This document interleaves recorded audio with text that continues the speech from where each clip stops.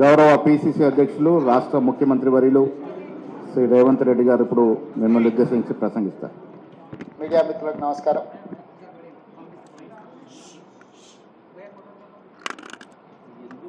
నిన్న దేశవ్యాప్తంగా జరిగిన 18వ పార్లమెంట్ ఎన్నికల సందర్భంగా జాతీయ స్థాయిలో అదేవిధంగా తెలంగాణ రాష్ట్రంలో జరిగిన ఎన్నికలు, వచ్చిన ఫలితాలు, వాటి మీద ప్రజలు ఇచ్చిన తీర్పుకు సంబంధించి మీడియా మిత్రులతో చర్చించి కాంగ్రెస్ పార్టీ భవిష్యత్ ప్రణాళికను సిద్ధం చేసుకోవాలని ఆలోచన చేస్తున్నాం. ఈరోజు అందుబాటులో ఉన్న మా మంత్రివర్గ సహచరులు, శాసనసభ్యులు, నూతనంగా ఎన్నికైన పార్లమెంటు సభ్యులతో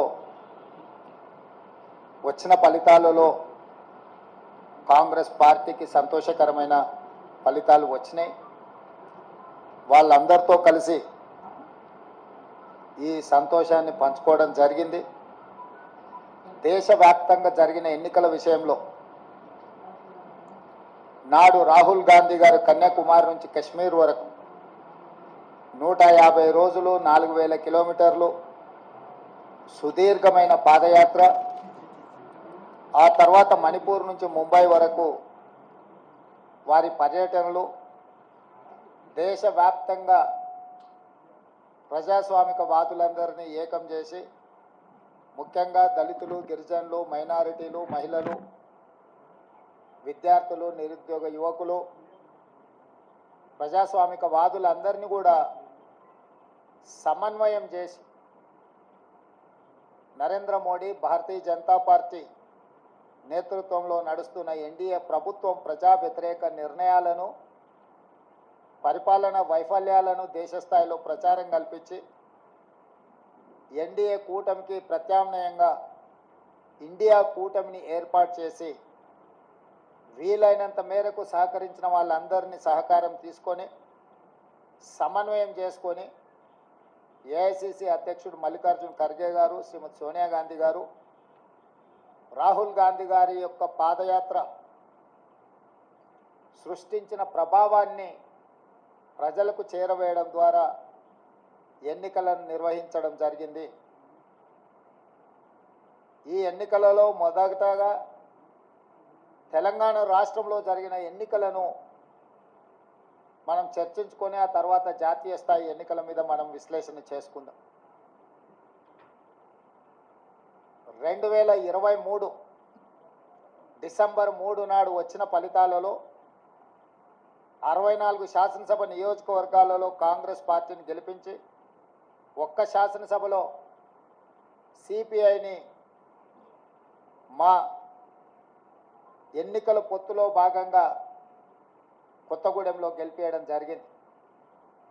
తెలంగాణ రాష్ట్రంలో 65 శాసనసభ నియోజకవర్గాలలో 39.5% ఓట్లను వేయడం ద్వారా కాంగ్రెస్ ప్రభుత్వాన్ని, ప్రజాపాలనకు తెలంగాణ ప్రజలు ఆమోదం ఇచ్చిండ్రు. ఆ తర్వాత 100 రోజులలో 5 గ్యారెంటీలను అమలు చేసి భవిష్యత్ కార్యాచరణను ప్రజలకు వివరించి ఈ పార్లమెంట్ ఎన్నికల బరిలో మేము దిగడం జరిగింది. ఆనాడు ఎన్నికల బరిలో దిగినప్పుడే విస్పష్టంగా పత్రికా సమావేశాన్ని ఏర్పాటు చేసి బహిరంగ సభలలో కూడా ప్రజలకు మేము చెప్పడం జరిగింది, ఈ ఎన్నికలు నేను నా మంత్రివర్గము 100 రోజులు అందించిన పరిపాలనకు రెఫరెండము, మేము ఇచ్చిన గ్యారెంటీలను, మేము చేస్తున్న పరిపాలనను ప్రజల ముందు పెట్టి మేము ఓట్లు అడుగుతున్నాము. మా పరిపాలన మీకు నచ్చితే, మా పరిపాలన ఇంకా కొంత బలాన్ని చేకూర్చడం ద్వారా ఇంకా ప్రజలకు ఉపయోగపడే విధంగా పరిపాలన అందించడానికి మీరు తీర్పు ఇవ్వండి అని చెప్పి విస్పష్టంగా ప్రజలకు మేము వివరించడం జరిగింది. చాలామంది మీడియా మిత్రులు, సహచర ప్రజాప్రతినిధులు మనం రెఫరెండం అనకపోతే బాగుండునేమో, ఒకవేళ తీర్పు మనకు వ్యతిరేకంగా వస్తే ఆ తర్వాత సమస్య అవుతుందని కూడా చాలామంది సూచన చేసింది. కానీ ప్రజల పట్ల ఉన్న విశ్వాసము, కాంగ్రెస్ పార్టీ కార్యకర్తల నాయకుల పట్ల ఉన్న నమ్మకంతో ఆనాడు పిసిసి అధ్యక్షుడిగా, తెలంగాణ రాష్ట్ర ముఖ్యమంత్రిగా ఇది మా పరిపాలనకు రెఫరెండమే అని చెప్పి స్పష్టంగా నేను చెప్పడం జరిగింది. మధ్య మధ్యలో మీడియా మిత్రులు గుర్తు చేసినప్పుడు కూడా ఈ విషయంలో మాకు రెండో ఆలోచన లేదు, రెఫరెండమే అని మేము చెప్పడం జరిగింది. తెలంగాణ రాష్ట్ర ప్రజా పరిపాలన రెఫరెండంగా మేము ఎన్నికలకు వెళ్తే ఈరోజు తెలంగాణ రాష్ట్రంలో వచ్చిన ఫలితాలు, ప్రజలు ఇచ్చిన ఓట్ల శాతం, పార్లమెంట్లతో పాటు అసెంబ్లీలో మాకు వచ్చిన మెజారిటీని మీడియా మిత్రులు ఎలాగూ విశ్లేషిస్తారో మా వైపు నుంచి కూడా మేము ఈరోజు వివరించదలుచుకున్నాము. జరిగిన పార్లమెంట్ ఎన్నికల్లో 17 పార్లమెంట్లకు సంబంధించి ఒక సీటు ఎంఐఎంకి ఇస్తే 16లో 8 పార్లమెంటు నియోజకవర్గాలను కాంగ్రెస్ పార్టీని గెలిపించడం జరిగింది. మరొక 8 భారతీయ జనతా పార్టీ గెలవడం జరిగింది.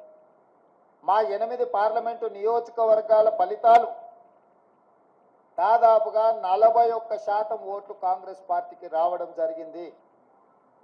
2023 డిసెంబర్ 3 నాడు వచ్చిన ఫలితాలలో కాంగ్రెస్ పార్టీకి వచ్చిన ఓట్ల శాతము 39.5%. ఈ పార్లమెంట్ ఎన్నికల్లో 100 రోజుల పరిపాలన తర్వాత దాదాపుగా 41% ఓట్లు కాంగ్రెస్ పార్టీకి రావడం జరిగింది.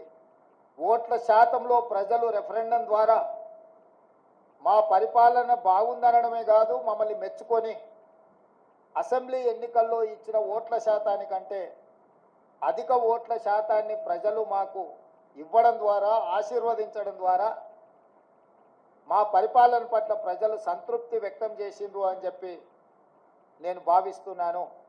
అదేవిధంగా 2019 పార్లమెంట్ ఎన్నికల్లో 3 పార్లమెంట్ గెలిస్తే ఈ ఎన్నికల్లో మమ్మల్ని 8 పార్లమెంటు సీట్లు గెలిపించడం ద్వారా 8 సీట్లు అధికంగా ఇచ్చి పార్లమెంటులో కూడా మాకు అత్యధికంగా సీట్లు ఇవ్వడం ద్వారా ఓట్లు, సీట్లు కూడా మమ్మల్ని పెంచడం ద్వారా ప్రజలు ఆశీర్వదించారు.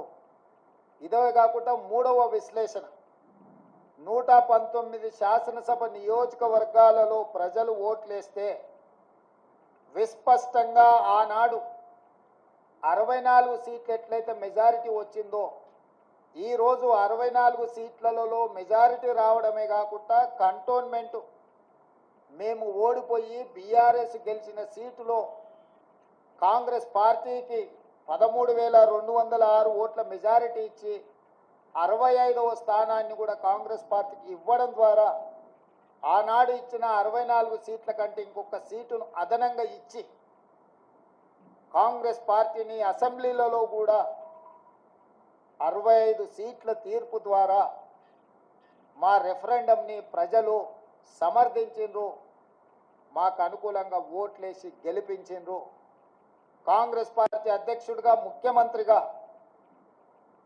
కాంగ్రెస్ పార్టీ ప్రజాప్రతినిధులకు, మంత్రివర్గ సహచరులకు, శాసనసభ్యులకు, రాష్ట్ర స్థాయి నాయకులకు, జిల్లా స్థాయి నాయకులకు, మండల స్థాయి నాయకులకు, మరీ ముఖ్యంగా గ్రామ స్థాయి కార్యకర్తలకు మనస్ఫూర్తిగా కృతజ్ఞతలు, ధన్యవాదాలు తెలియజేస్తున్నా. ఈరోజు వారి శ్రమ వల్ల, వారి కష్టం వల్ల, వారి ప్రయత్నం వల్ల ఓట్ల శాతంలో కావచ్చు, పార్లమెంటు సీట్ల విషయంలో కావచ్చు, శాసనసభ నియోజకవర్గాల వారిగా కాంగ్రెస్ పార్టీకి అత్యధిక మెజారిటీని తీసుకొచ్చి మా కాంగ్రెస్ పార్టీ కార్యకర్తలు ఈరోజు మా గౌరవాన్ని, రాహుల్ గాంధీ గారి నాయకత్వాన్ని నిలబెట్టినందుకు కాంగ్రెస్ పార్టీ తరఫున వారికి నేను సంపూర్ణంగా కృతజ్ఞతలు తెలియజేస్తున్నా. ఇక రెండవది, 8 పార్లమెంట్ సీట్లు గెలిచిన భారతీయ జనతా పార్టీ 2019లో 4 పార్లమెంట్లు గెలిస్తే ఈరోజు 8 పార్లమెంట్లు సీట్లు గెలవడం జరిగింది. వాళ్ళు కూడా వాళ్ళ సీట్లను పెంచుకున్నారు. ఆనాడు 20% ఉన్న ఓట్లను వాళ్ళు ఈరోజు 35%కి పెంచుకోవడం జరిగింది. అంటే ఈ రాష్ట్రంలో భారతీయ జనతా పార్టీ కూడా ఓట్లు, సీట్లు పెరగడం జరిగింది. అయితే ఇందులో వాళ్ళ ఓట్లు సీట్లు పెరగడానికి వాళ్ళ నాయకత్వాన్ని సమర్థించేదానికంటే బీజేపీని గెలిపించడానికి బీఆర్ఎస్ నాయకులు ఆత్మ బలిదానం చేసుకొని అవయవాలను త్యాగం చేసి అవయవ దానం చేసి ఈరోజు బీజేపీని గెలిపించడం జరిగింది. బీజేపీ గెలిచిన 8 పార్లమెంటు నియోజకవర్గాలలో బీఆర్ఎస్ 7 సీట్లల్లో డిపాజిట్లు కోల్పోయింది. ఆదిలాబాద్ కావచ్చు, నిజామాబాద్ కావచ్చు, కరీంనగర్ కావచ్చు, మల్కాజ్గిరి కావచ్చు, సికింద్రాబాద్ కావచ్చు, చేవెళ్ళ కావచ్చు, మహబూబ్ నగర్ కావచ్చు, ఈ 7 పార్లమెంటు నియోజకవర్గాలలో బీఆర్ఎస్ డిపాజిట్లు కోల్పోయి బీజేపీని గెలిపించడం ద్వారా బీఆర్ఎస్ నాయకులు ఆత్మ బలిదానం చేసుకొని అవయవ దానం చేసిండ్రు బీజేపీకి. ఈ విషయం నేను ఈరోజు చెప్పడం లేదు. ఎన్నికల ప్రక్రియ మొదలైనప్పుడే స్పష్టంగా పార్లమెంటు నియోజకవర్గాల వారీగా బలహీనమైన అభ్యర్థులను పెట్టి బీఆర్ఎస్ శ్రేణులను బీజేపీకి పనిచేపిస్తున్నాడు చంద్రశేఖరరావు అని చెప్పి నేను స్పష్టంగా నిర్దిష్టమైన ఆరోపణ చేసిన. నేను నిర్దిష్టమైన అంశాలను ప్రస్తావించినప్పుడు బీఆర్ఎస్ నాయకులు వితండవాదం చేసిండ్రు, నా మీద వాళ్ళు మాటల దాడి చేసిండ్రు. ఇవాళ ఇంకొక విషయం, అత్యంత కీలకమైన అంశం నేను ఇప్పుడు ప్రస్తావించదలుచుకున్నా. 2001లో తెలుగుదేశం పార్టీకి రాజీనామా చేసి చంద్రశేఖరరావు గారు సిద్దిపేటలో శాసనసభ్యుడిగా పోటీ చేసినప్పటి నుంచి 2023 డిసెంబర్ వరకు సిద్దిపేట శాసనసభ నియోజకవర్గంలో ఏ రోజు కూడా 25-30 వేల మెజారిటీ నుంచి 1,25,000 మెజారిటీ వరకు ప్రతి సందర్భంలో అది చంద్రశేఖరరావు గారు కావచ్చు, లేకపోతే హరీష్ రావు గారు కావచ్చు, లేకపోతే స్థానిక సంస్థలు కావచ్చు, లేకపోతే పార్లమెంట్ ఎన్నికల్లో కావచ్చు, అత్యధిక మెజారిటీ సిద్దిపేట అసెంబ్లీ నియోజకవర్గంలో బీఆర్ఎస్ పార్టీకి వచ్చింది.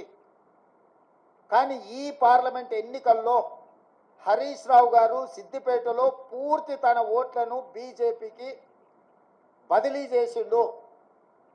ఇవాళ బీజేపీ రఘునందన్ రావు గారికి 63,000 పైచిలకు ఓట్లు వస్తే బీఆర్ఎస్కు 65,000 ఓట్లు మాత్రమే వచ్చినాయి. ఈరోజు బీఆర్ఎస్ మెజారిటీ సిద్దిపేటలో 2,500 ఓట్లు మాత్రమే. అంటే ఇప్పటి వరకు సిద్దిపేట నియోజకవర్గం మీద పూర్తి ఆధిపత్యాన్ని పట్టును ప్రదర్శించిన బీఆర్ఎస్, కేసీఆర్, హరీష్ ఇద్దరు బీఆర్ఎస్ ఓట్ల మొత్తాన్ని బీజేపీకి రఘునందన్ రావుకు బదిలీ చేయడం ద్వారా ఈరోజు మెదక్లో కాంగ్రెస్ పార్టీని ఒక బలహీన వర్గాల అభ్యర్థిని ఓడించడం జరిగింది. మాకు కేవలం సిద్దిపేటలో వచ్చిన మైనస్ వల్లనే ఈరోజు దాదాపుగా మేము మెదక్ పార్లమెంట్ సీటును ఓడిపోవడం జరిగింది. అంటే బీఆర్ఎస్ను నమ్మి నిలబడ్డ వెంకట్రామరెడ్డిని నమ్మించి మోసం చేయడమే కాకుండా కాంగ్రెస్ పార్టీని ఓడించాలా, కాంగ్రెస్ పార్టీ అంటేనే ఏవగింపు లేకపోతే కోపము ప్రదర్శించి ఆత్మ బలిదానం చేసుకొని అవయవ మార్పిడికి పాల్పడి ఈరోజు బీజేపీని గెలిపించారు. 7 పార్లమెంట్లలో ఆనాడు 37.5% ఓట్లు తెచ్చుకున్న బీఆర్ఎస్ ఈరోజు 16.5% ఓట్లకు పడిపోయింది రాష్ట్ర వ్యాప్తంగా. అంటే దాదాపుగా 22% ఓట్లు బీఆర్ఎస్ ఓట్లు బీజేపీకి బదిలీ చేసిండ్రు. 2023 శాసనసభ ఎన్నికలలో బీజేపీకి 13% ఓట్లు వచ్చినాయి. ఈ పార్లమెంట్ ఎన్నికల్లో 35.5% ఓట్లు వచ్చినాయి.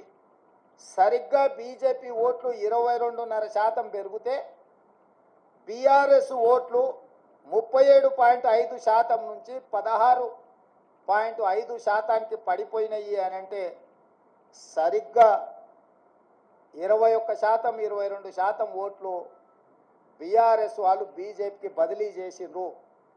తద్వారా 8 పార్లమెంటులల్లా బీజేపీ గెలిచింది. 8 పార్లమెంట్లల్లో బీఆర్ఎస్ డిపాజిట్లు గల్లంతైనాయి. ఒక్క మెదకులో ఓడిపోయిన దాంట్లో మాత్రమే వాళ్ళకి డిపాజిట్ వచ్చింది. బీజేపీ గెలిచిన 8 సీట్లల్లో 7 సీట్లు బీఆర్ఎస్ తన ఉనికిని తన డిపాజిట్లను కోల్పోవడం ద్వారా బీజేపీని గెలిపించింది. ఈరోజు పోతూ పోతూ చస్తూ చస్తూ ఇవాళ బీజేపీని గెలిపించే ప్రయత్నం ఈ రాష్ట్రంలో బీఆర్ఎస్ చేసింది. చంద్రశేఖరరావు, హరీష్, కేటీఆర్ చేసిండ్రు. మొన్న జరిగిన శాసనసభ ఎన్నికల్లో 39 ఎమ్మెల్యే స్థానాలలో బీఆర్ఎస్ గెలవడం జరిగింది. ఈ ఎన్నికల్లో 119లో కేవలం 3 సీట్లలోనే మెజారిటీ వచ్చింది బీఆర్ఎస్. అది సిరిసిల్ల, సిద్దిపేట, గజ్వేల్. అంటే ఈ రాష్ట్రంలో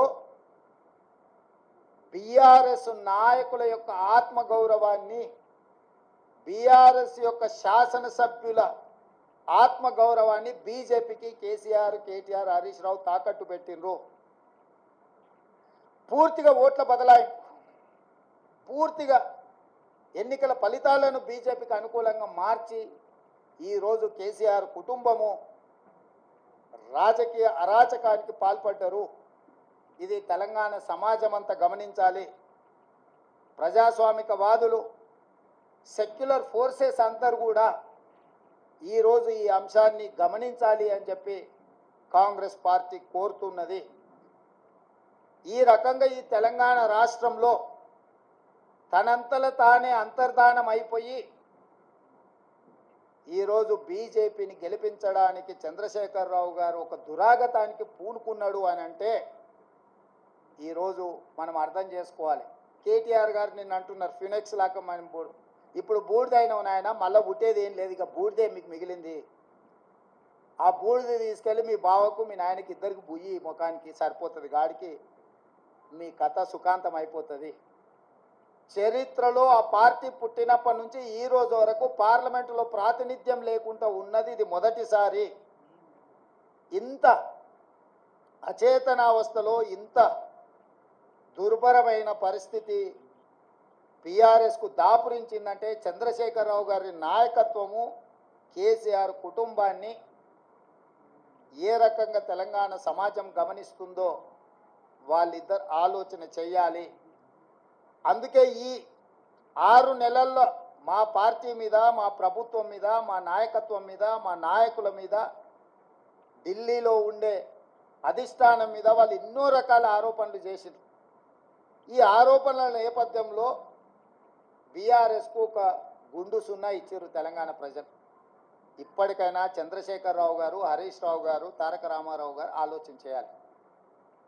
ప్రజలు ఎన్నుకున్న ప్రభుత్వాన్ని 100 రోజులు పూర్తి కాకముందే కోట్లాది శాపనార్థాలు పెట్టడం ద్వారా ఈ ప్రభుత్వాన్ని అస్థిరపరచాలన్న ఆలోచనతో, ఈ ప్రభుత్వాన్ని పడగొట్టాలన్న కుట్రలతో వ్యవహరిస్తే ప్రజలు పూర్తిగా బీఆర్ఎస్ను తిరస్కరించడం జరిగింది. ఇప్పటికైనా ప్రధాన ప్రతిపక్ష నాయకుడిగా రాష్ట్ర అవతరణ దినోత్సవాలలో కూడా పాల్గొనకుండా ఏవో చిల్లరమల్లర కారణాలు చూపించడం ద్వారా మీరు ప్రజాస్వామిక వ్యవస్థనే అవమానించే విధంగా వ్యవహరించిన తీరు ప్రజలు గమనిస్తున్నారు. అందుకే బీఆర్ఎస్ నాయకులకు, కేసీఆర్ కుటుంబానికి నేను సూచన చేస్తున్నా, మీ వ్యవహార శైలిని మార్చుకోండి. ప్రతిపక్షంగా సహేతుకమైన సలహాలు, సూచనలు ఇవ్వండి. ప్రజల సమస్యలను పరిష్కరించడానికి సహకరించండి. మీ కుటుంబ స్వార్థం కోసమో, మీ పార్టీ మనుగడ కోసమో, లేకపోతే మీరు అక్రమంగా సంపాదించుకున్న ఆస్తులను కాపాడుకోవడానికో మీరు చేస్తున్న ప్రయత్నాలు ప్రజలు గమనిస్తున్నారు. కాబట్టి దయచేసి చంద్రశేఖరరావు గారు ప్రధాన ప్రతిపక్ష నాయకుడిగా మీ బాధ్యతను నిర్వహించండి.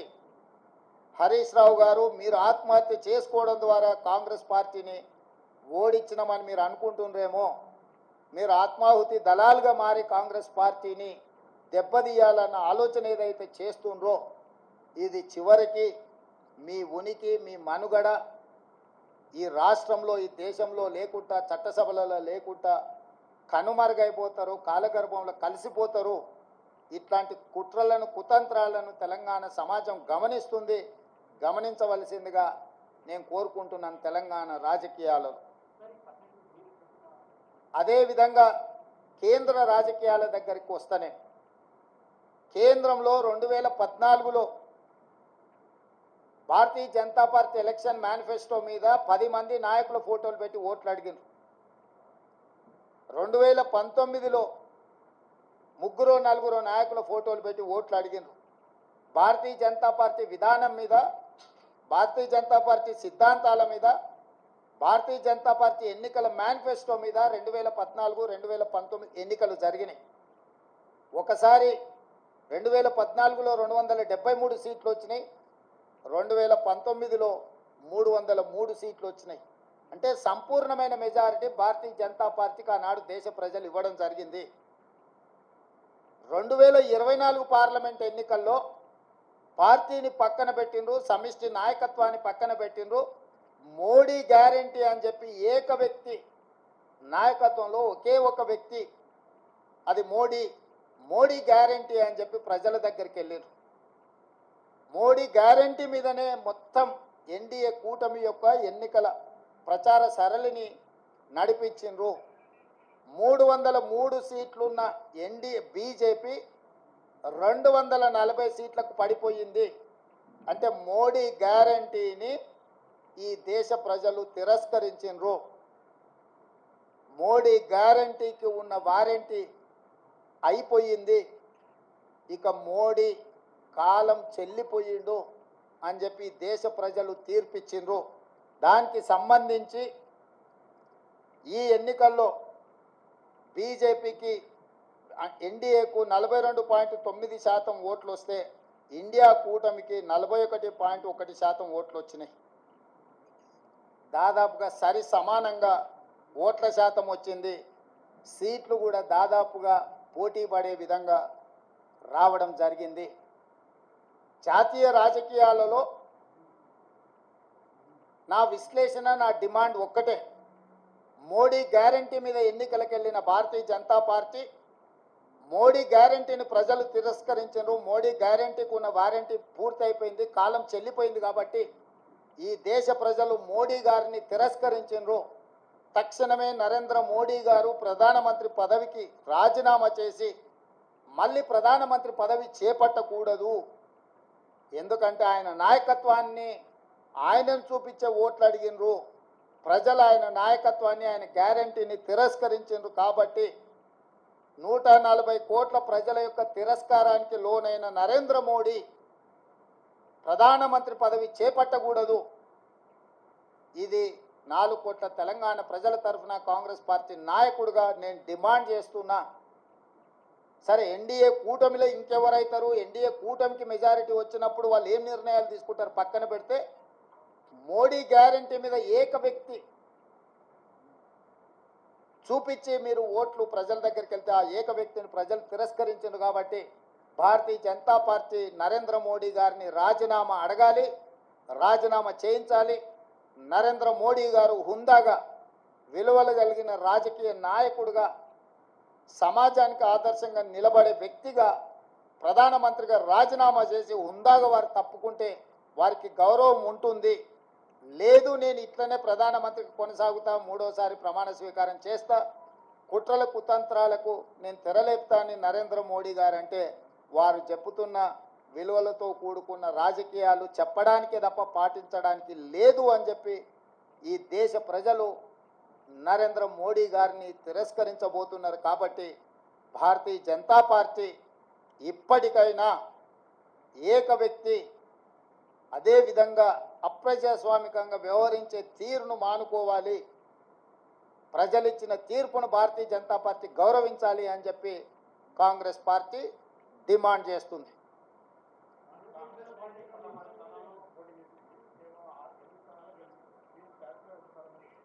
కాంగ్రెస్ పార్టీ 17 స్థానాలలో పోటీ చేసింది, 16 కాదు. 17 ఇట్లలో 8 సీట్లలో గెలిచినాము.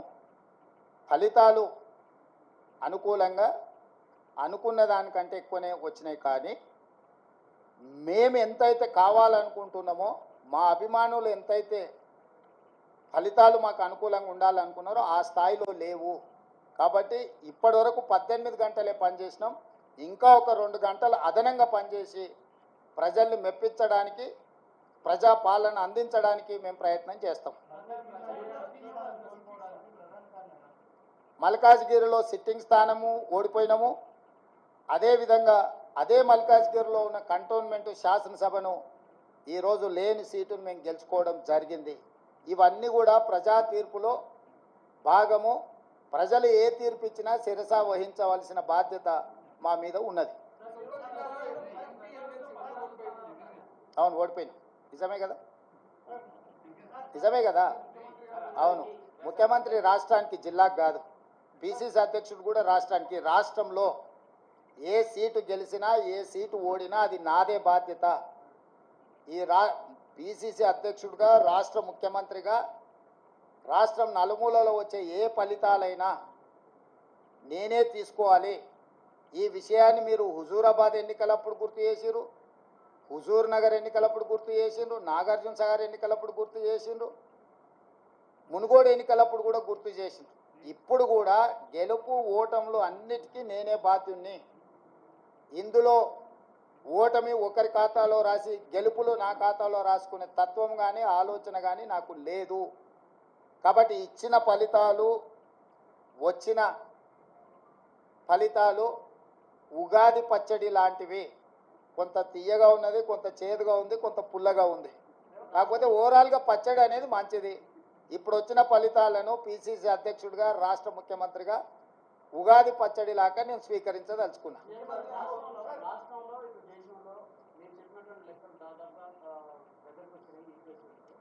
మీరు మరింత ప్రచారం అంటే ఈ రిజర్వేషన్ అంశంలో రాజ్యాంగం గురించినటువంటి అంశం మరింత దేశంలోకి తీసుకెళ్ళకపోవడానికి తెలంగాణ ఎన్నికలు అయిపోవాలని మీరు ఇక్కడ ఉండి కూడా కారణం. మీరే అంటారు కదనే, పరిపాలన వదిలేసి ఇతర రాష్ట్రాలు తిరగబోతున్నాడని. వెళ్తే మీకు ఒక బాధ, ఉంటే ఇంకొక బాధ. కాబట్టి నేను రాష్ట్రానికి పరిమితమైన నాయకుడిని. నేను పిసిసి అధ్యక్షుడిని, నేను ముఖ్యమంత్రిని. ఎన్నికల అధ్యక్షుడిగా ఎన్నికలు ఇక్కడనే నిర్వహించిన, ముఖ్యమంత్రిగా నేను ఇక్కడనే ఉండి పరిపాలనను గాడిలో పెట్టే ప్రయత్నం చేసిన. వర్షానికి తడిచిపోయిన ఒడ్లు కొనుగోలు కావచ్చు, లేకపోతే మొలకెత్తిన ఒడ్లను కొనుగోలు విషయంలో కావచ్చు, విత్తనాల విషయంలో కావచ్చు, విద్యుత్ విషయంలో కావచ్చు, అకాల వర్షాలను ఎదుర్కోవడం విషయంలో కావచ్చు, రైతు రుణమాఫీకి సంబంధించిన అంశాలను సమీక్షించడంలో కావచ్చు, రాష్ట్ర ప్రజల యొక్క సమస్యలు పరిష్కరించడమే నా మొదటి ప్రాధాన్యత.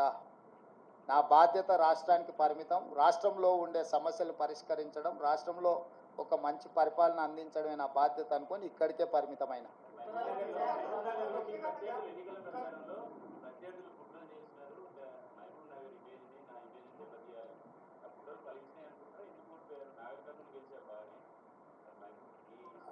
అవును, నా సొంత గ్రామం వచ్చేసి అచ్చంపేట, నల్లమల్ల అడవి, మీకు అందరికీ తెలుసు.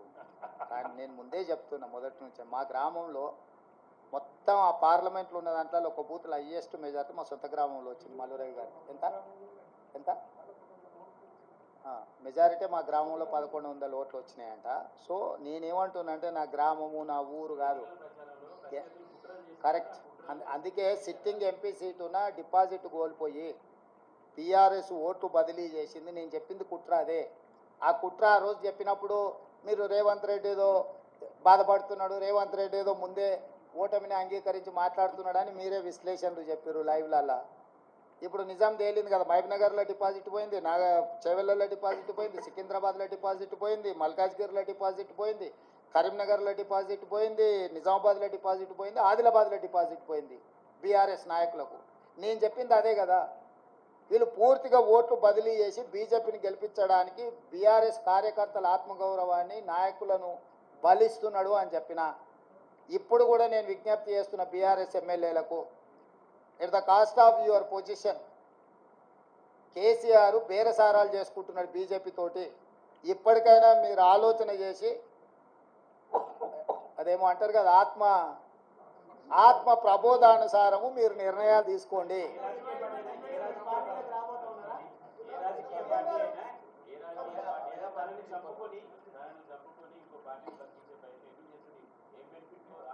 ఇక అది కేసీఆరే చెప్పాలి, నువ్వు అడగాలి. కేసీఆర్ అవయవదానం చేసిండు బీజేపీకి. ఆయన ఆత్మహత్య చేసుకోవడం ద్వారా ఆయన కిడ్నీలు, ఆయన కళ్ళు ఇవన్నీ మోడీకి బదిలీ చేసిండు. ఆ బెనిఫిట్ ఏందో బెయిలా లేకపోతే ఇంకేదన్నా అక్రమ సంపాదన అనేది మీరు విశ్లేషించాలి. మీరు ఎందుకు అన్నీ నేనే చెప్తే మీరెందుకు? రఘు రఘు చెప్పండి. ప్రభుత్వాన్ని కూల్చే కుట్ర అన్నది ఎలక్షన్స్ ముందు చాలా పెద్ద ఎత్తున చర్చ జరిగింది. మీరు కూడా చాలా బహిరంగ సభలో దీన్ని ప్రధాన అస్త్రంగా వాడుతున్నారు. కేంద్రంలో వచ్చిన ఇప్పుడున్న మెజారిటీ, మీకున్న మెజారిటీ, రాష్ట్రంలో మీకు వచ్చిన సీట్లు, ఇంకా అదే అనుమానంతో మీరు కూడా ఆందోళన డెఫినెట్గా ఆ దిశగా కేసీఆర్ నిరంతరం ప్రయత్నం చేస్తుంటూనే ఉంటాడు. కేసీఆర్ ఉన్నంత కాలము కుట్రలు కుతంత్రాలు ఉండనే ఉంటాయి. ఎప్పటికప్పుడు తెలంగాణ ప్రజలు అప్రమత్తంగా ఉండాల్సిన అవసరం ఉంది. కేసీఆర్ రాజకీయ జూదగాడు. జూదం అనేది కేసీఆర్ మానడు. సర్వం ఒడ్డైనా జూదమే ఆడతాడు కేసీఆర్. రాజకీయ జూదగాడైన కేసీఆర్ తెలంగాణ రాష్ట్ర రాజకీయ ముఖ చిత్రంలో ఉన్నంత కాలం ఈ కుట్రలు కుతంత్రాలు కొనసాగుతూనే ఉంటాయి. అయితే మహారాష్ట్రలో ఇట్లాంటి కుట్రలు కుతంత్రాలతోని శివసేనను ఎన్సీపీని చీల్చడం ద్వారా ప్రభుత్వాన్ని ఏర్పాటు చేయడం ద్వారా నరేంద్ర మోడీ గారు ప్రభుత్వాన్ని ఏర్పాటు చేసిన అని అనుకున్నాడు. కానీ మహారాష్ట్ర ప్రజల తిరస్కారానికి గురై ఈరోజు తలెత్తుకోలేని పరిస్థితులు మహారాష్ట్రలో ఉద్భవించినాయి. కాబట్టి తెలంగాణలో నరేంద్ర మోడీ గారు బీజేపీ ఇదే రకమైన ప్రయోగం చేస్తారా చేయరా చూడాలి. నెంబర్ 1. నెంబర్ 2, ప్రపంచంలోనే అత్యంత అవినీతిపరుడు చంద్రశేఖరరావు అని ఆరోపణ చేసి ఈ దేశంలోనే కుటుంబ పార్టీ అవినీతి కుటుంబం అని ఆరోపణ చేసింది కేసీఆర్ పార్టీని, కేసీఆర్ కుటుంబాన్ని. వీళ్ళతో బీజేపీ ఎట్లా జట్టు కడుతుంది, ఎట్లా సమర్థించుకుంటారో బీజేపీ నాయకులు ఇప్పుడు ప్రజలకు వివరించాలి.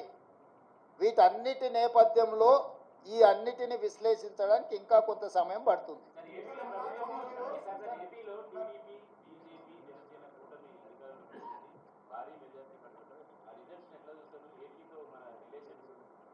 ఎన్నికల ఫలితాలను ఎట్లా చూస్తాం చారి? ఎన్నికల ఫలితాల రకంగానే చూస్తాము, ప్రజా తీర్పు పరంగానే చూస్తాము. దాంట్లో వేరే రకంగా చూడడానికి ఏముంది? ప్రజలు తీర్పు ఇచ్చిండ్రు. ఆ తీర్పును జగన్మోహన్ రెడ్డి గారు నేను స్వాగతిస్తున్నా అన్నాడు. చంద్రబాబు నాయుడు గారు నేను స్వాగతిస్తున్నా అన్నాడు. ఇక వాళ్ళిద్దరు స్వాగతించిన తర్వాత మియా బీవీకి రాజీ హోయేతో కాశీ కా క్యా ఇస్మే?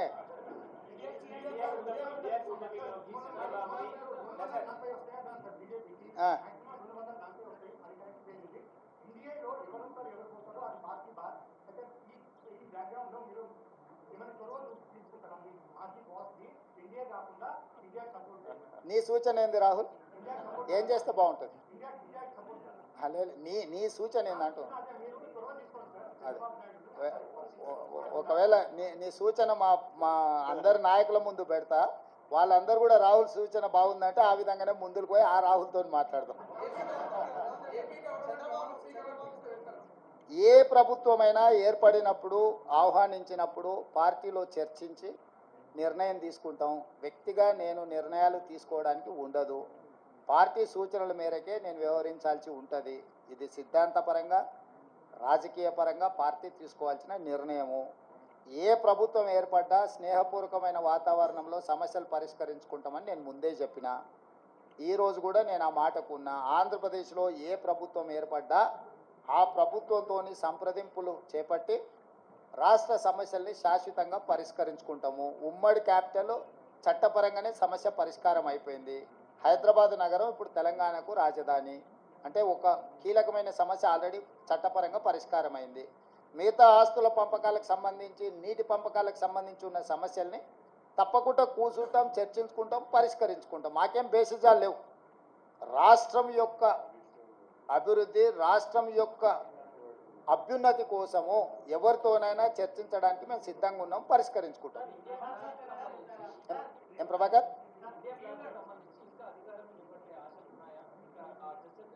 నాకు తెలియదు, నేను ఢిల్లీకి వెళ్ళలేదు. ఇండియా కూటమి ఢిల్లీలో చర్చలు చేస్తారు. మన వాళ్ళు ఎవరైనా ఉంటే అక్కడికి ప్రశ్న అడగమను.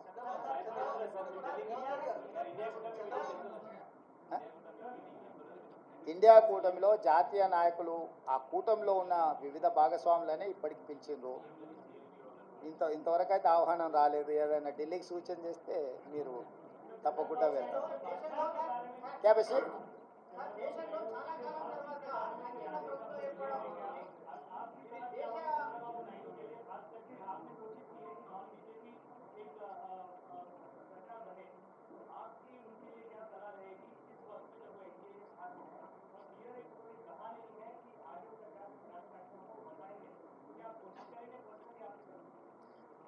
जहाँ तक मेरा सुझाव मोदी जी को, मोदी जी का गारंटी की वारंटी खत्म हो चुकी है, इसीलिए मोदी जी तुरंत जिम्मेदारी लेकर इस्तीफा दिए तो प्रधानमंत्री कुर्सी को उनके लिए शोभा है। इसीलिए मैं एक ही मोदी जी से डिमांड करता हूं कि तुरंत आप प्रधानमंत्री कुर्सी को इस्तीफा दे दीजिए, क्योंकि आपके वारंटी की गारंटी खत्म हो चुकी है। और दूसरी बात रहा ये जो अलायंस के बारे में, इंडिया अलायंस या कोई आए कोई गए, ये जिम्मेदारी मेरे नहीं है। मेरे जिम्मेदारी है तेलंगाना सरकार चलाने का, तेलंगाना कांग्रेस पार्टी को चलाने का जिम्मेदारी है। मैं गैर जिम्मेदारी के काम नहीं करता हूँ। जो जिम्मेदारी लोग हैं वो जिम्मेदारी लोग जिम्मेदारी निभाएंगे। वो यहाँ पर चर्चा नहीं होगी, दिल्ली में होगी। आपको कुछ भी अगर ऐसा ही कुछ संशय रहा तो मुझे पूछो, मैं दिल्ली में फिर पूछ लेके फिर वापस बोलूँगा। मैं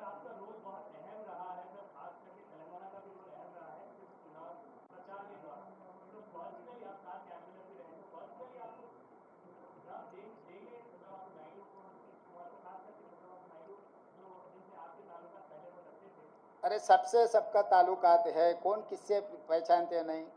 जितने सारे लोग हैं, नीतीश कुमार जी पहले कांग्रेस पार्टी के साथ भी काम किए, बहुत सारे लोग कांग्रेस पार्टी के साथ किए, सो वाले आज एनडीए के अलायंस में है, या एनडीए में जो लोग हैं अभी इंडिया अलायंस में भी है। ये सब सारे प्रदेश लेवल पे चर्चा नहीं होने वाले हैं, नेशनल लेवल पे चर्चा होने वाले हैं। नेशनल लेवल पे अभी अलायंस का, इंडिया अलायंस का कुछ मीटिंग चल रहा है। मीटिंग में जो तय करेगा वो हिसाब से इंडिया अलायंस आगे जाएगा। కేంద్రంలో కాంగ్రెస్ అధికారంలోకి వస్తే స్పెషల్ స్టేటస్ ఇస్తామని అన్నది హామీ ఇచ్చారు. ఇవాళ కేంద్రంలో అధికారం ఎన్డీఏ కూటమి అటువంటి ఆఫర్ ఏమన్నా చంద్రబాబుకి ఇచ్చి మేము ఆ దాంట్లో చేరితే మీరు అనుకుంటున్న తెలంగాణ ఆంధ్రప్రదేశ్ ప్రజలకి స్పెషల్ స్టేటస్ ఇస్తాం. నిన్న రాహుల్ గాంధీ గారి పత్రికా సమావేశం చూస్తే మీకు అందరికి స్పష్టత వచ్చి ఉండాలి. ఆంధ్రప్రదేశ్ రాష్ట్రానికి ప్రత్యేక హోదా మా మన్మోహన్ సింగ్ గారు ఇచ్చిండ్రు.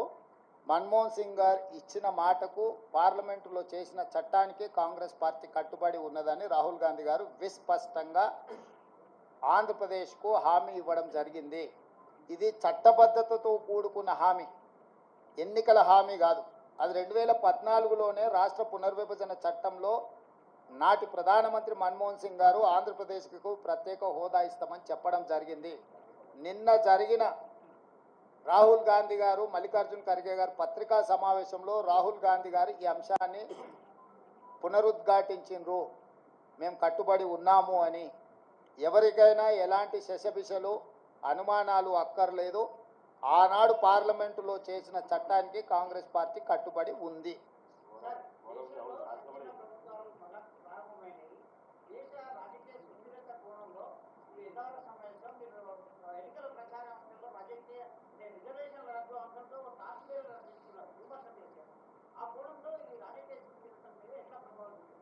అంటే డెఫినెట్గా ఈరోజు 42% బీజేపీకి వచ్చి 41% ఇండియా కూటమికి వచ్చిందంటేనే ప్రజల ఆలోచనలో మార్పు వచ్చింది. మరీ ప్రధానంగా వారణాసి, ప్రధానమంత్రి గారు పోటీ చేసిన ఉత్తరప్రదేశ్లో సమాజ్వాదీ పార్టీకి అత్యధిక స్థానాలు వచ్చినాయి.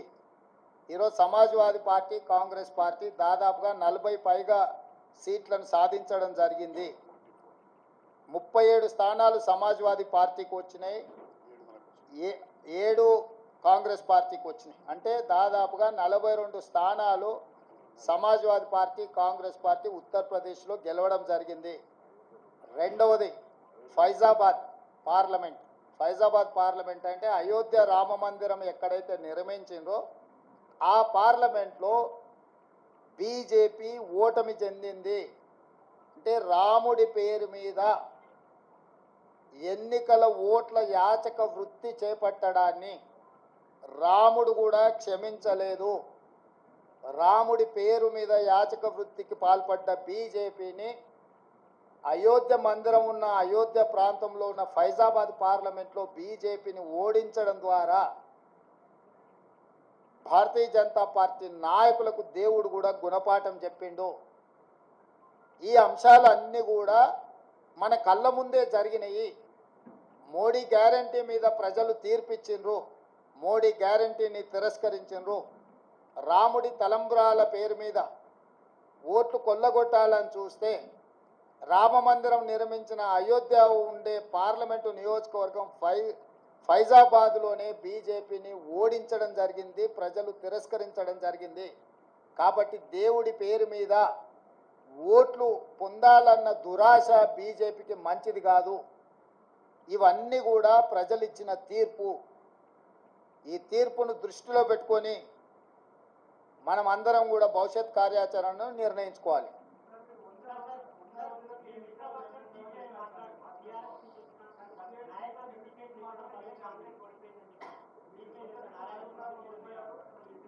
వాళ్ళ ప్రజాస్వామ్యంలో ఎవరి అభిప్రాయాలు వాళ్ళు స్వేచ్ఛగా చెప్పొచ్చు. వారి స్వేచ్ఛను నేను హరించను. వారు స్వేచ్ఛగా అభిప్రాయాలు చెప్పొచ్చు. Thank you.